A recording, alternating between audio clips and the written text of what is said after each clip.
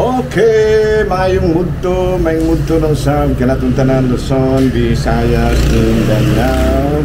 Mayong mudto Philippines, mayong mudto world, mayong mudto universe. Ano na punta mga higala, nili atong tunumanon sa kahanginan, COA, Cathy Kisses on Air, o ako lang gihapon kini yung ubos nga alagad, Reverendo Padre Edwin Academia Akam. Abino adlaw na usab karon nga Huwebes. Pizza 12 na kini mga higala sa bulan sa Tarong Adlawa. Oh, nagbiya Disyembre.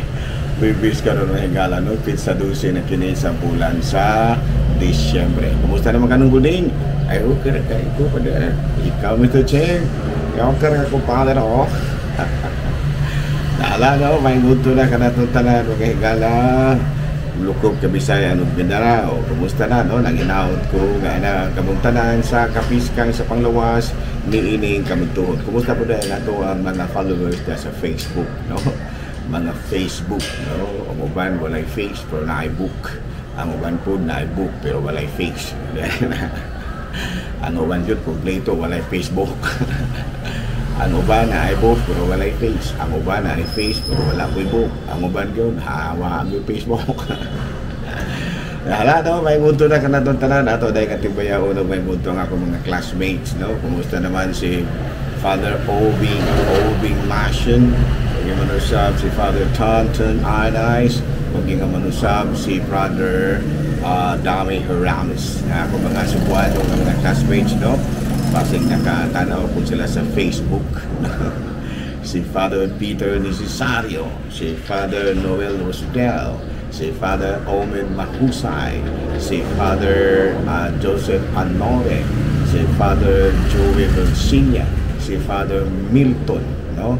Milton Medida, o yung manusab si Father Mario, nalimot po apelido ni Mario.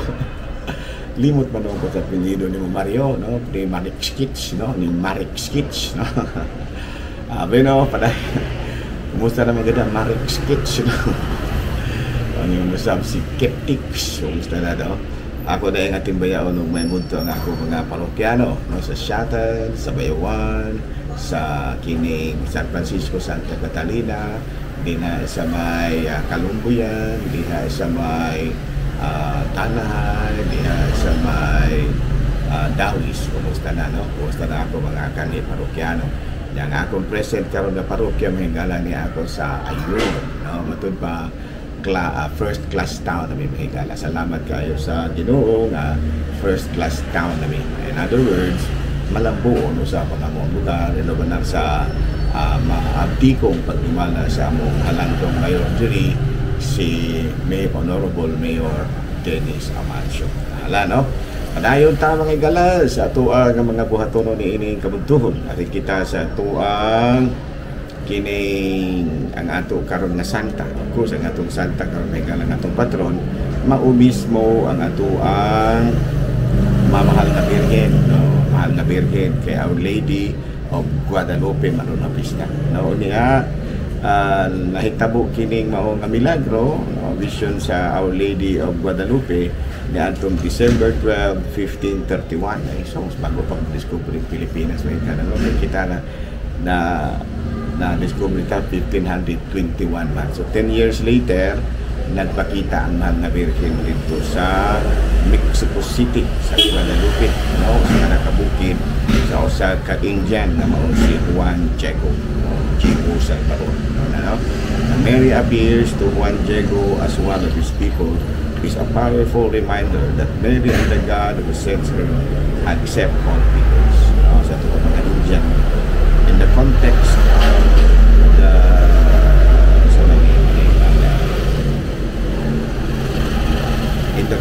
of the crude and cruel treatment of the Indians by the Spaniards. Kaya mga kinidaing Mexico sa una mahigala under din sa mga Spanish muna nga kamao sila ng Espanyol, no? Nagpakita nga itong mahal na birhen dito niya sa apparition iyang girebuke ang mga Spaniards and an event of vast significance for Native Americans. Thousands converted to Catholicism millions in a short period of time. Of course, preferential option for the poor. Ayan, no?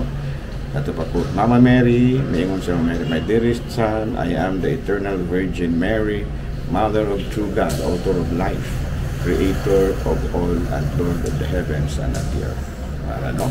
Ato pa mo dahil nga hilabihan kung katulikuha kay mga Meksikano hingala kay tungod ni ining pagpakita sa itong mahal na birhen dito sa Guadalupe, no? Sa Guadalupe, no? Muna nga hilabihan yung kapag ka kining kawante mo sa una nga katoliko pa si Juan Manny Pacquiao, ginadala mo siya sa mga born again, kauna karon born again naman si Manny, pero karon sa una hingala pusukay na manguros, no?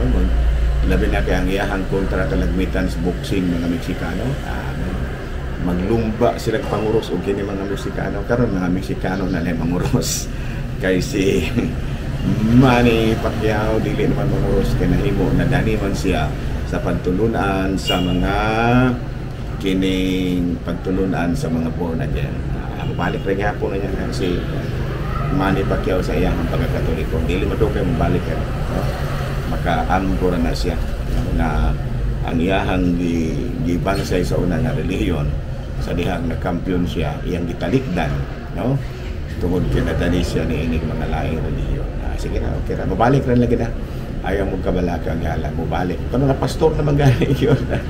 Na pastor naman yun gani kini si Manny. Pero madugay, mabalik na. Lagi nagmakadungog siya sa debate nila ni Father Gitgano. Ni Father Gitgano o sa mga kalantugi niya na pastor. Lalo na makadungog ni si Manny Pacquiao. Mabalik na. Nalano, may muto na katong tanan mga hingala. Kumusta na nung nakinaot? So karong adlaw ha, ang atong patron mao si Mama Mary hapon, pero Our Lady of Guadalupe. Ana ari na ta mga hingala sa atuang sa may atuang karon atuang. Atong CBCP News, PPCRV to top 430,000 volunteers for 2025 midterm elections. Matud pa sa ilahang advisor nga mao si Archbishop Rex Alarcon, ang PPCRB National Spiritual Advisor. Palita ang hingan sa Vatican, Pope ang rebirth of Notre Dame, a sign of renewal for the Church in France. Sa ato pa ang pagpatindog o balik sa Cathedral sa Notre Dame, ang gwapo magkaining kuanang hingala, no? Kining mao nga katedral, mao kini ang pag-auhag sa simbahan sa France na mubalik na ngadto sa pagtuo sa Dios.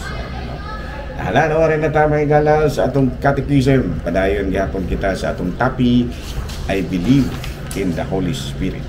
Ayan, no? I believe in the Holy Spirit. Kaya paano magyapon ni siya kanang sa credo magyapon. Walay makatugkad sa hunahuna sa Dios gawas lamang sa Espiritu Santo, Holy Spirit, no?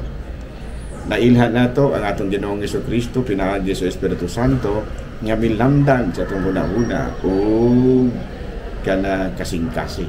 Sa ato pa walay makatugkad sa Dios sa hunahuna sa Dios gawas lamang sa Espiritu Santo. Ug nailhan nato ang atong Ginoong Jesucristo pinaagi sa Espiritu Santo nga milamdan itong hunahuna o kasing-kasing. Pero inana no, wala ipaila ka natong Espiritu Santo sa iyang pagkasiya. Na siya mismo wala siya magpaila sa iyang pagkasiya. Sa iyang mismo ba? Na sinati lamang nato siya diha lamang sa mga gigamhan ini. Nasa ito pa ang kana bitaw mura ba og water ba? Water murag tubig ning kuan nga wala gyud ni siya forma. Mag-agad lamang siya siyang sudlanan. Murabag kung unsay porma sa sudlanan, maupod ang porma sa tubig. Ano no? Kana bitong makimo ka guys, so kung unsay porma sa sudlanan, igahi sa tubig, amon ko na porma sa imuhang tubig. In other words, nana po na nato ang Espiritu Santo. Mag-agad lamang siya no sa mga tao nga iyang gigamhan. Ano no? Sa ato pa muna nga nahila nato ang Espiritu Santo sa diha nga iyang gilamdagan ang nagsulat sa kasulatan, no? Inspired by the Holy Spirit. O Niya, iya pong gilamdagan ang mga naghimo o mga buluhaton, mga tradisyon. Ilan nato ang Espiritu Santo niya. Niya sa kining gitawag nato nagtudlo ka nato, no? Iyang gi-assist no ang mga magisteryo na sabtan to nato nagiya kini sa Espiritu Santo sa mga sakramento na atong nadawat, no, pinaagi sa form and matters, no, sa atuang sa mga words ug mga simbolo, mga sakramento, sa mga intercession, sa mga gitawag nato ug mga kasantos, no, mga pangama sa mga santos, sa charism and ministries of the Holy Spirit, no, ang mga charisms of the ministries sa nagkalain-lain mga church organizations, sa mga missionary life, ang apostolic missionary life, hindi naman usab sa saksi at gihimo na pagsaksi sa mga santos. Nakita nato ang mga bunga sa Espiritu Santo.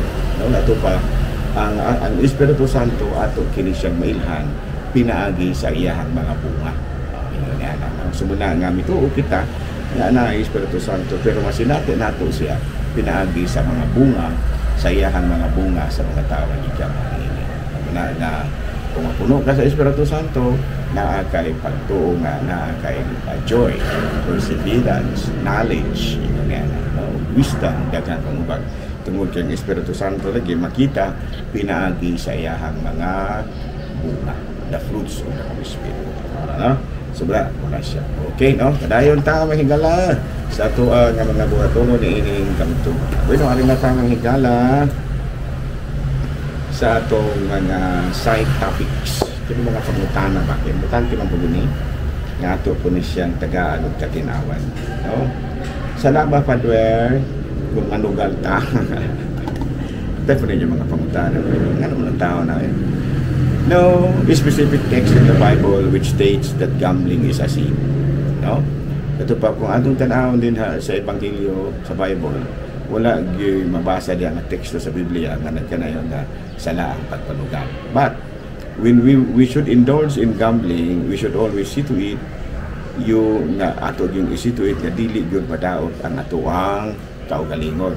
Ilabi na sa financial matters. Pananglit ang atong gisugal kadaadlaw, ang atong gipatad kadaadlaw sa swertres kung imo pa unta nang gitigom makatabang unta ka na sa pamilya, no, mapaingon sa lain nga kaysa mapaingon sa lain nga sangputanan. Klaro ba?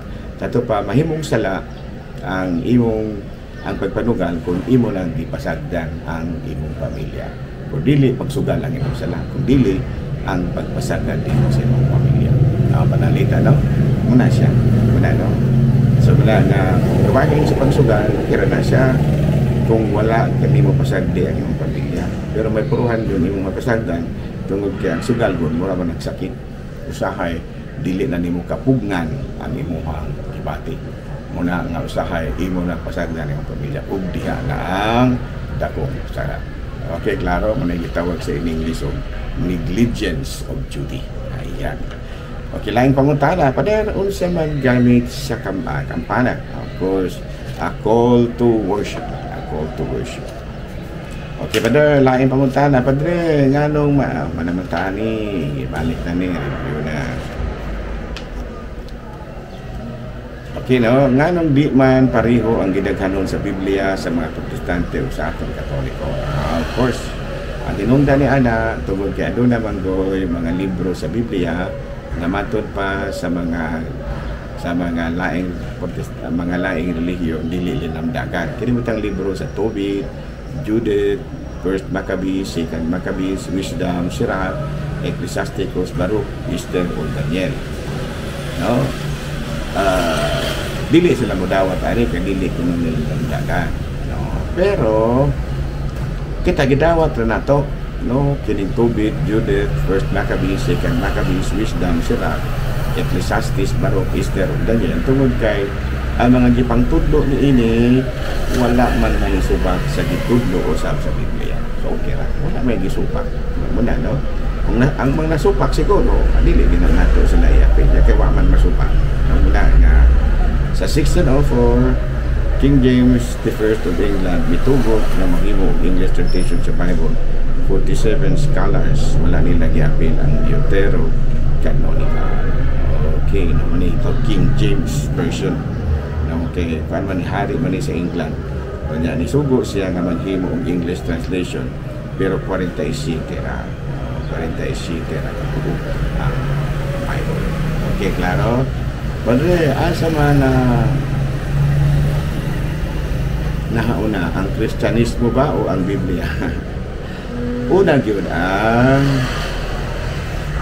Biblia, particularly the Old Testament, no? Believed to be written before the church was born before Christ. Ang New Testament after Christ was born. No, sa ito pa, ang New Testament gitawag og 62 AD, na first century. Ang Old Testament, Judaism, ang New and Old Christianity, Judeo-Christian tradition. Na religion na. St. Paul, evangelist, to preserve Catholicism in order to continue the commandment of Jesus to the apostles. Yun to hangtod ka. Sa ito pa, kung mayroong katanga, asa may nauna padre, ang relihiyon daw, ang Biblia. Ang Biblia, pero wala pa na-compile. Kaya ang nag-compile sa Biblia, ang Katoliko naman, ang mga munghi. Pero kung naana ba ang Biblia na, kung ano man, pero ang Old Testament, ang New Testament, wala pa. Klaro? Asa man ang una, Biblia ba o relihiyon ba, Kristyanismo ba?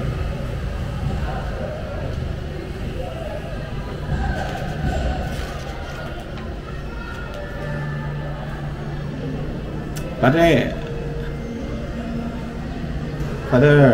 okay na.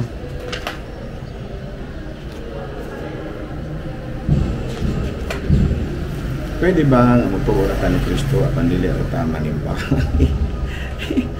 Saan na kung utanahan, no? Pwede na bang magtuura ng Kristo at pandili at tama nimba? Dubag yan na dili pwede.